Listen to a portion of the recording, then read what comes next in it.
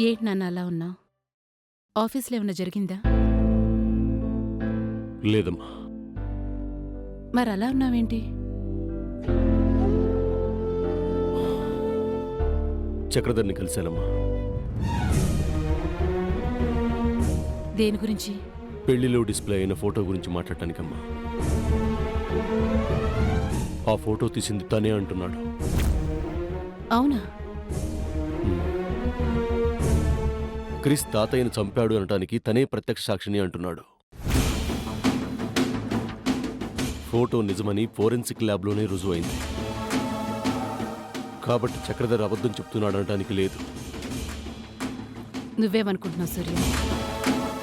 తెలీదమ్మా. నాయనమ్మ నన్ను అడుగుదామనుకుంటే అసలే బాధలో ఉన్న తనని మళ్ళీ ఇవన్నీ అడిగి ఇబ్బంది పెట్టడం ఎందుకని ఊరుకున్నాను. మీ నానమ్మ గారిని నేను ఈ విషయం అడిగాను సూర్య.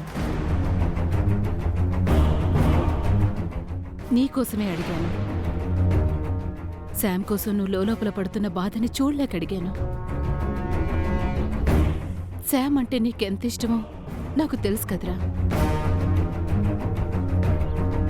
అందుకే ధైర్యం చేసి అడిగేశాను.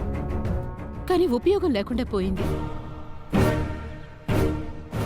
ఆవిడికి పాలేరొచ్చి, అమ్మా అయ్యగారు చనిపోయారు, ఆ ఇంగ్లీష్ ఆయన అయ్యగారిని చంపేశారు అని ఊళ్ళో అందరూ అనుకుంటున్నారు అని చెప్పాడట.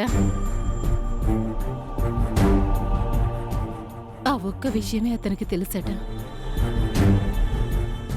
మీ తాతయ్య గారి చివరి చూపులొక్కటే మాకు దక్కాయి.